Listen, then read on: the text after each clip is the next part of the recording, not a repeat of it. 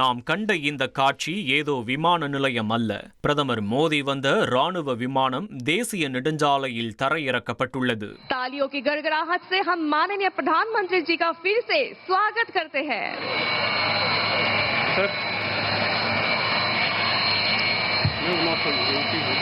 அசாம் மாநிலம் திப்ருகரில் அமைக்கப்பட்டுள்ள இந்த நெடுஞ்சாலை போர் விமானங்களின் அவசரகால இறங்குதளமாகவும் செயல்படும்.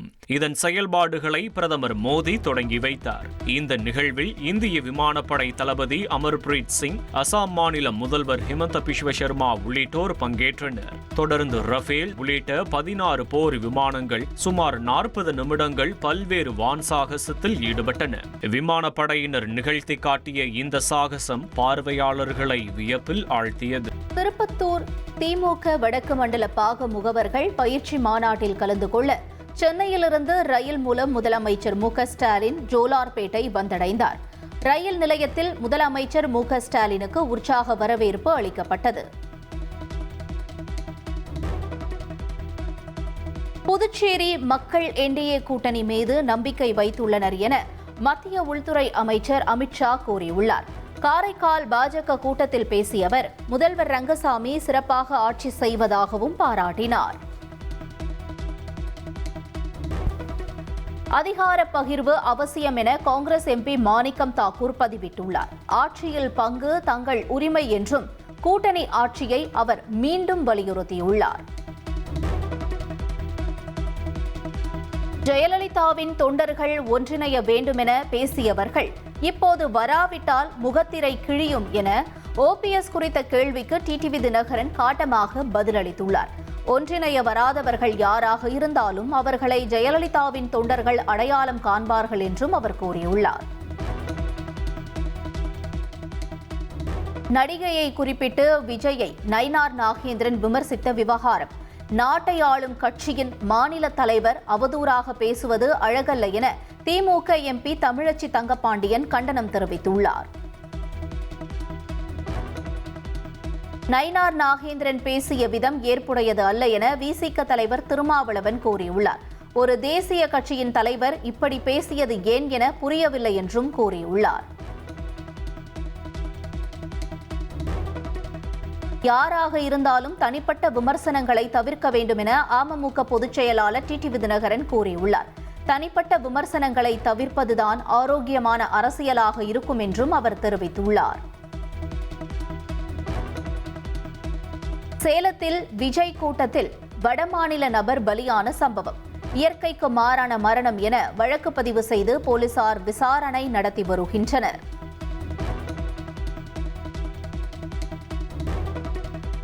தவேகாவில் விருப்ப மனு விநியோகம் மற்றும் திரும்ப பெறுவதற்கு கூடுதல் அவகாசம் அளிக்கப்பட்டுள்ளது. விருப்ப மனு விநியோகத்திற்கு இன்றே கடைசி நாள் என கூறப்பட்ட நிலையில் வருகிற 20ஆம் தேதி வரை விருப்ப மனுக்களை வழங்கலாம் என தவேக தலைமை அறிவித்துள்ளது. வாக்காளர் சிறப்பு தீவிர திருத்த பணிகளுக்கு பிறகு புதுச்சேரியில் இறுதி வாக்காளர் பட்டியல் வெளியிடப்பட்டுள்ளது. எஸ்ஐஆர் பணிகள் மூலம் அங்கு 15,761 வாக்காளர்கள் நீக்கப்பட்டுள்ளனர். T20 உலகக்கோப்பை தொடரில் கொழும்புவில் நாளை இரவு 7 மணிக்கு நடைபெறும் போட்டியில் இந்தியா பாகிஸ்தான் அணிகள் பலப்பரீட்சை நடத்தவுள்ளன. ஆரம்பத்தில் இந்தியாவுடனான போட்டியில் பங்கேற்க மாட்டோம் என கூறிய பாகிஸ்தான் தங்கள் முடிவை மாற்றி விளையாடுவதால் எதிர்பார்ப்பு எகிரியுள்ளது. இந்தியா பாகிஸ்தான் போட்டியின் போது கொழும்புவில் மழை குறுக்கிட வாய்ப்பு உள்ளது. ஒருவேளை மழையால் போட்டி ரத்தானால் இரு அணிகளுக்கும் தலா ஒரு புள்ளி பகிர்ந்தளிக்கப்படும். ஆபரண தங்கம் விலை சவரனுக்கு 1,280 ரூபாய் அதிகரித்துள்ளது. ஒரு சவரன் தங்கம் 1,16,480 ரூபாய்க்கும் 1 கிராம் தங்கம் 14,560 ரூபாய்க்கும் விற்பனை செய்யப்பட்டு வருகிறது.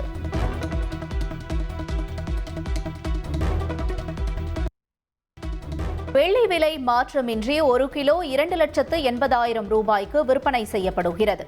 1 கிராம் வெள்ளி 280 ரூபாய்க்கு விற்பனையாகிறது.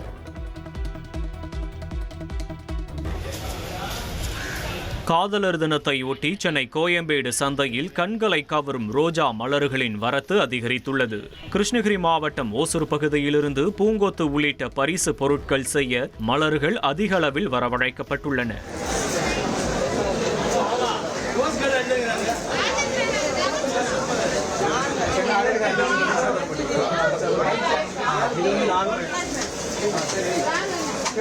குறிப்பாக சிவப்பு, வெள்ளை என பல நிறங்களில் வழக்கத்தை விட கூடுதலாக பூக்கள் விற்பனைக்கு குவிந்துள்ளன. மேலும் வழக்கத்தை விட 100 முதல் 200 ரூபாய் வரை பூக்களின் விலையும் அதிகரித்துள்ளது. காதலர் தினத்தை முன்னிட்டு நெல்லையில் ரோஜாக்களின் விலை 4 மடங்கு உயர்ந்துள்ளது. நெல்லை மாவட்ட மலர் வணிக வளாக சந்தைகளில் ரோஜாக்களின் விற்பனை சூடுபிடித்தது. பெங்களூரு, ஓசூர் உள்ளிட்ட நகரங்களிலிருந்து வரத்து குறைவாக காணப்பட்டதால் ரோஜாக்களின் விலை 4 மடங்கு உயர்ந்தது. வழக்கமாக 15 ரூபாய்க்கு விற்கப்படும் ஒரு ரோஜா காதலர் தினமான இன்று 80 ரூபாயிலிருந்து 90 ரூபாய் வரை விற்பனை செய்யப்பட்டது. ஒரு கட்டு ரோஜா 150 ரூபாய் முதல் 180 ரூபாய் வரை விற்பனையாகும் நிலையில் இன்று 800 முதல் 1000 ரூபாய் என்ற நிலையில் விற்பனையாகியது. சிதம்பரத்தில் ரோஜா பூக்களின் திடீர் விலையேற்றத்தால் வாடிக்கையாளர்கள் அதிர்ச்சி அடைந்தனர். உலகம் முழுவதும் காதலர் தினம் கொண்டாடப்படும் நிலையில் ரோஜா பூக்கள் விலை திடீர் ஏற்றம் கண்டது. சிதம்பரம் மற்றும் காட்டுமன்னார் கோவில் சந்தைகளில் கடந்த மாதம் 10 ரூபாய்க்கு விற்கப்பட்ட ரோஜா தற்போது 100 முதல் 140 ரூபாய் வரை விற்கப்படுகிறது. சென்னை மத்திய கைலாஷ் மேம்பாலத்தை முதலமைச்சர் மு.க.ஸ்டாலின் நாளை திறந்து வைக்க உள்ளார். போக்குவரத்து நெரிசலை குறைக்க 60 கோடி ரூபாயில் கட்டப்பட்டுள்ள புதிய மேம்பாலம் நாளை முதல் மக்கள் பயன்பாட்டிற்கு வர உள்ளது. புதுக்கோட்டையில் பஜ்ரங் தள் நிர்வாகி மோகன் படுகொலை செய்யப்பட்ட சம்பவத்தில் குளித்தலை அருகே இளைஞரை போலீசார் கைது செய்தனர். வேலை வாங்கி தருவதாக ரூபாய் 14 லட்சம் பணம் பெற்று மோசடி செய்ததால் கொலை செய்ததாக கைதானவர் பகீர் வாக்குமூலம் அளித்துள்ளார்.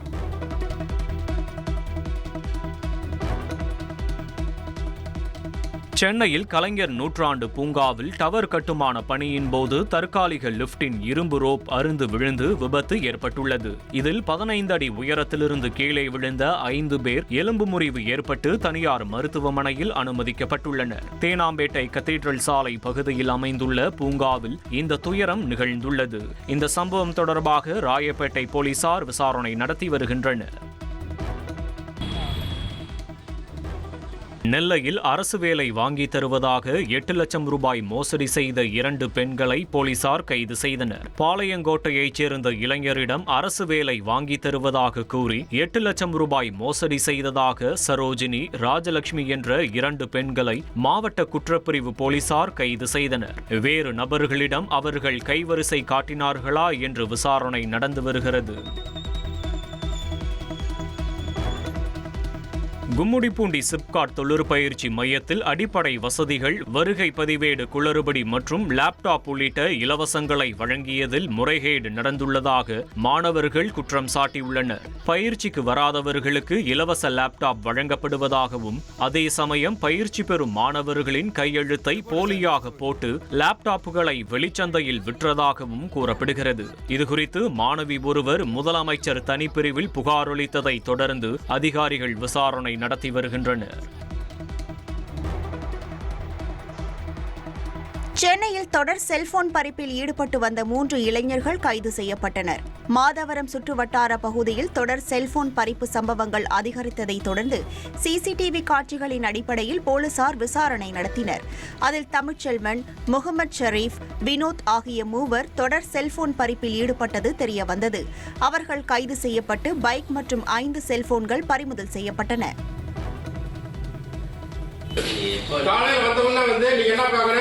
பழையசு இருந்துச்சுன்னா பூரா தூக்கி அப்ரூவ் பண்ணிட்டு அப்புறம் நீங்க சமைக்க ஆரம்பிக்கணும். இதுதான் ப்ரொசீஜர், சரியா? ராமேஸ்வரத்தில் உணவகங்களில் சோதனை நடத்திய உணவு பாதுகாப்புத்துறை அதிகாரிகள் கெட்டுப்போன சிக்கன்களை பறிமுதல் செய்து அழைத்தனர்.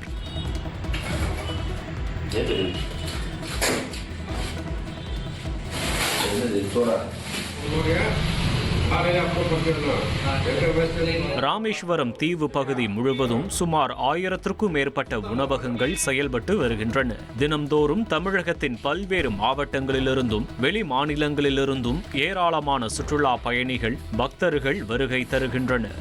இந்நிலையில் இங்குள்ள உணவகங்களில் சாப்பிடும்போது உடல் உபாதைகள் ஏற்படுவதாக உணவு பாதுகாப்புத்துறை அதிகாரிகளுக்கு புகார் வந்ததால் அதிரடி சோதனை நடத்தப்பட்டது. அப்போதுதான் பெரும் அதிர்ச்சி காத்திருந்தது. சுகாதாரமற்ற சமையற்கூடம், கெட்டுப்போன உணவுகள், மசாலா உள்ளிட்டவற்றை குளிர்பதன பெட்டிகளில் வைத்திருந்ததைக் கண்டு அதிகாரிகள் அதிர்ந்து போயினர். எப்படி இருக்கு பார்த்து சொல்லு. என்ன இருக்குறா? தொடர்ந்து கெட்டுப்போன சிக்கன்களை பறிமுதல் செய்து ப்ளீச்சிங் பவுடர் மூலம் அதனை அழித்ததோடு இதுபோன்ற கெட்டுப்போன உணவுகளை உணவகங்களில் விற்பனை செய்தால் கடுமையான நடவடிக்கை எடுக்கப்படும் எனவும் உணவு பாதுகாப்புத்துறை அதிகாரிகள் எச்சரித்தனர். பழைய ஐட்டம் வந்து எதுவுமே பிரிச்சுக்குள்ள பத்திரம் பண்ணி வச்சக்கூடாது. சரியா? போட்டுட்டு போயிடுச்சுன்னா உனக்கு செத்துலாம் இடத்துல உள்ள வச்சுட்டா எல்லாமே வந்து பறிமுதல் பண்ணக்கூடாது. சரியா? இங்க வெயிட் பண்ணிதானா? நீ எதுக்குள்ள அலோ பண்ற? இது யார் பாக்குறது? 12 மணிக்கு வச்சு யாரு? ராத்திரி 12 மணிக்கு பாக்குறத. ராத்திரி 12 1 மணிக்கு வந்து காலைல வந்து எடுத்து போறீங்களா? காலைல எத்தனை மணிக்கு வந்த? 6 மணிக்கு வந்து பழசக்கால எடுத்து வெளிய போறீங்களா? வந்தவாசியில் வீடு இடிக்கும் போது ஏற்பட்ட விபத்தில் உயிரிழந்த 2 மாணவர்களின் குடும்பத்திற்கு நிதியுதவி வழங்கப்பட்டது. திருவண்ணாமலை மாவட்டம் வந்தவாசி பகுதியில் பழுதடைந்த வீட்டை இடிக்கும் போது நடந்த விபத்தில் 2 மாணவர்கள் உயிரிழந்தனர். இந்நிலையில் அவர்கள் குடும்பத்திற்கு தலா 3 லட்சம் நிவாரண உதவியை பொது நிவாரண நிதியிலிருந்து வழங்க தமிழக முதலமைச்சர் மு.க. ஸ்டாலின் உத்தரவிட்டார். இதனைத் தொடர்ந்து உயிரிழந்த அபினேஷ், முகேஷ் ஆகியோர் குடும்பத்திற்கு அரசு சார்பில் தலா 3 லட்சம் ரூபாய்க்கான காசோலைகள் வழங்கப்பட்டன. சென்னை செம்மஞ்சேரி சுனாமி குடியிருப்பில் சாலையில் நின்று கொண்டிருந்த பொதுமக்கள் மீது மதுபோதையில் கற்களை வீசிய இளைஞர் கைது செய்யப்பட்டார். உதயகுமார் என்கின்ற நவீன் சாலையில் நின்று கொண்டிருந்த பொதுமக்கள் மீது திடீரென கற்களை சரமாரியாக வீசியதாக கூறப்படுகிறது. அப்போது அங்கு விளையாடிக் கொண்டிருந்த ஒரு சிறுவனின் தலையில் கல் பட்டு பலத்த காயம் ஏற்பட்டது. மேலும் சிலருக்கும் லேசான காயங்கள் ஏற்பட்டன. சிறுவனின் தாயார் அளித்த புகாரின் பேரில் செம்மஞ்சேரி காவல்துறையினர் வழக்கு பதிவு செய்து அந்த இளைஞரை கைது செய்து சிறையில் அடைத்தனர். நடைபயிற்சியின் போது மேம்பாலத்திலிருந்து கீழே விழுந்த ஈரோடு சேலம் திருமண்டல பேராயர் ஜாக்கப் லிவிங்டன் சம்பவ இடத்திலேயே உயிரிழந்தார். ஈரோடு அரசு மருத்துவமனை மேம்பாலம் அருகே நடைபயிற்சி மேற்கொண்ட அவர் திடீரென மயங்கி பாலத்திலிருந்து கீழே விழுந்து உயிரிழந்தார். உடலை கைப்பற்றிய போலீசார் விசாரணை நடத்தி வருகின்றனர்.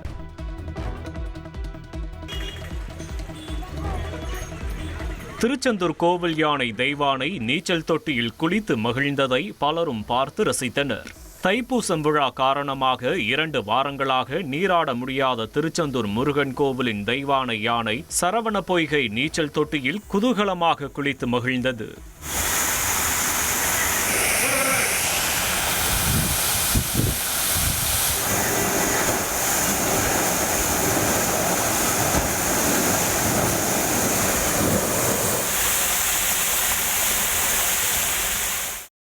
செங்கல்பட்டு அடுத்த ஆத்தூர் சிறுவர் சீர்திருத்த பள்ளியில் சிறுவர்கள் மோதிக்கொண்டதால் பரபரப்பு ஏற்பட்டது.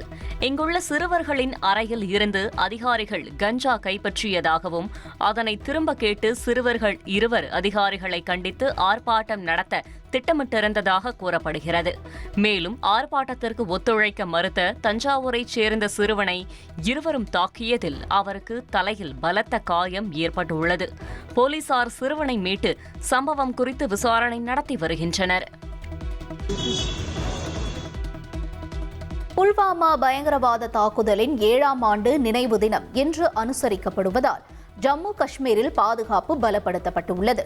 ஸ்ரீநகரில் போலீசார் மற்றும் துணை ராணுவ படையினர் தீவிர வாகன சோதனையில் ஈடுபட்டுள்ளனர். தலைநகர் டெல்லியில் பனிமூட்டம் நிலவியது. கர்தவ்ய பாதை மற்றும் இந்தியா கேட் பகுதிகளில் லேசான பனி பரவிய நிலையில் பொதுமக்கள் காலையில் நடைபயிற்சி மேற்கொண்டனர். வெப்பநிலை சுமார் 12 டிகிரி செல்சியஸாக பதிவாகியுள்ள நிலையில் மந்தமான வானிலையே நீடிக்கும் என கணிக்கப்பட்டுள்ளது.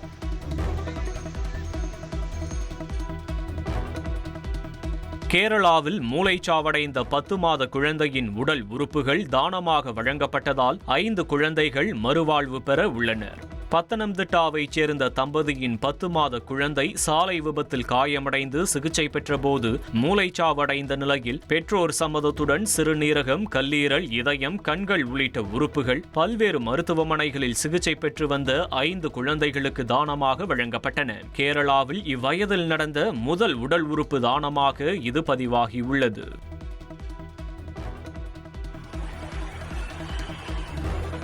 தெலங்கானா மாநிலம் யாதாத்ரி புவனகிரி மாவட்டத்தில் மருந்து தொழிற்சாலையில் திடீரென ரியாக்டர்கள் வெடித்து சிதறியதில் 6 பேர் படுகாயமடைந்தனர். எல்லகிரி பகுதியில் செயல்படும் பிருந்தாவனம் பார்மா தொழிற்சாலையில் வழக்கமான பணிகள் நடைபெற்றுக் கொண்டிருந்த போது அங்கிருந்த 2 ரியாக்டர்கள் அடுத்தடுத்து வெடித்து சிதறின. இதனால் ஆலையின் ஒரு பகுதி தீப்பற்றி எரிந்தது. பாதுகாப்பு பணியில் இருந்த 2 காவலர்கள் மற்றும் 4 தொழிலாளர்கள் என மொத்தம் 6 பேர் படுகாயமடைந்தனர். தகவல் அறிந்து வந்த தீயணைப்பு படையினர் தீயை கட்டுப்படுத்திய நிலையில் காயமடைந்தவர்கள் மருத்துவமனையில் அனுமதிக்கப்பட்டனர். இந்த சம்பவம் குறித்து போலீசார் வழக்கு பதிவு செய்து தீவிர விசாரணை மேற்கொண்டு வருகின்றனர். ராஜஸ்தான் மாநிலம் பில்வாரா பகுதியில் நச்சு ரசாயனத்தை மதுபானம் என நினைத்து குடித்த 4 தொழிலாளர்கள் உயிரிழந்தது சோகத்தை ஏற்படுத்தியுள்ளது. அலோலி கிராமத்தைச் சேர்ந்த சுஷிலா, ஜம்னி, பதாமி மற்றும் ரத்தன் ஆகியோர் திருமண நிகழ்ச்சியில் பாத்திரம் கழுவ வைக்கப்பட்டிருந்த ரசாயன திரவத்தை மதுவென நினைத்து எடுத்து சென்று அருந்தியுள்ளனர். அதனை குடித்த சில நிமிடங்களிலேயே உடல்நிலை மோசமடைந்து மருத்துவமனையில் சேர்க்கப்பட்ட 4வரும் சிகிச்சை பலனின்றி உயிரிழந்தனர். இந்த துயர சம்பவம் கிராம மக்களிடையே பெரும் சோகத்தை ஏற்படுத்தியுள்ளது. அமெரிக்க அதிபர் ட்ரம்ப் கிரீன்லாந்தை வாங்க ஐரோப்பிய நாடுகளுடன் பேச்சுவார்த்தை நடத்தி வருவதாக தகவல் வெளியாகியுள்ளது. வெள்ளை மாளிகை வெளியிட்ட காதலர் தின சிறப்பு பதிவில் வெனிசுலா முன்னாள் அதிபர் மதுரோ கைது மற்றும் இதய வடிவத்தில் கிரீன்லாந்து வரைபடம் ஆகியவை இடம்பெற்றுள்ளன. இதில் அமெரிக்காவின் சூழ்நிலையை வரையறுக்க வேண்டிய நேரம் இது என்ற வாசகமும் இடம்பெற்றுள்ளது. இந்நிலையில் அமெரிக்க அதிபர் ட்ரம்ப் கிரீன்லாந்தை வாங்க ஐரோப்பிய நாடுகளுடன் பேச்சுவார்த்தை நடத்தி வருவதாக கூறப்படுகிறது. கரீபியன் கடல் பகுதியில் போதைப் பொருள் கடத்தலில் ஈடுபட்ட கப்பல் மீது தாக்குதல் நடத்தியதாக அமெரிக்க ராணுவம் தெரிவித்துள்ளது. இது தொடர்பான வீடியோவை எக்ஸ் தள பக்கத்தில் பதிவிட்டுள்ள அமெரிக்க ராணுவம் இந்த தாக்குதலில் போதைப் பொருள் கடத்தல் கும்பலைச் சேர்ந்த 3 பேர் உயிரிழந்ததாகவும் தெரிவித்துள்ளது. தமிழ்நாடு அரசு திரைப்பட விருது பெற்ற நடிகை கீர்த்தி சுரேஷ் நிகழ்ச்சியை முடித்துக்கொண்டு சென்னையிலிருந்து வெளியூருக்கு புறப்பட விமான நிலையத்திற்கு வந்தபோது ரசிகர்கள் அவருக்கு வாழ்த்து கூறி புகைப்படம் எடுத்து மகிழ்ந்தனர். நடிகை கீர்த்தி சுரேஷுக்கு பாம்பு சட்டை படத்திற்காக சிறந்த நடிகைக்கான விருது வழங்கப்பட்டது குறிப்பிடத்தக்கது. பிரபல நடிகை ஸ்ரீலீலா டாக்டர் பட்டம் பெற்ற நிலையில் தனது கல்வி பயணத்தில் முக்கியமான சாதனையை எட்டியுள்ளதாக சமூக வலைதளத்தில் பகிர்ந்து ரசிகர்களின் பாராட்டை பெற்றுள்ளார். தனது இன்ஸ்டாகிராம் பக்கத்தில் இனி டாக்டர் ஸ்ரீலீலா என பதிவிட்டுள்ள அவர் இந்த வெற்றியை தனது வாழ்க்கையின் மறக்க முடியாத மைல்கல் என வர்ணித்துள்ளார். மேலும் தனது கல்வி பயணம் தன்னை வடிவமைத்து வலிமையளித்ததாகவும் தெரிவித்துள்ளார். ஸ்ரீலீலாவின் இந்த புதிய சாதனைக்கு ரசிகர்கள் மற்றும் திரையுலகினர் வாழ்த்துக்களை தெரிவித்துள்ளனர். டூரிஸ்ட் ஃபேமிலி படத்தின் இயக்குனர் அபிஷன் ஜீவின் ஹீரோவாக நடித்து அண்மையில் வெளியான வித் லவ் திரைப்படத்தை விஜய் தேவரகொண்டா பாராட்டியதாக அபிஷன் சமூக வலைதளத்தில் பதிவிட்டுள்ளார்.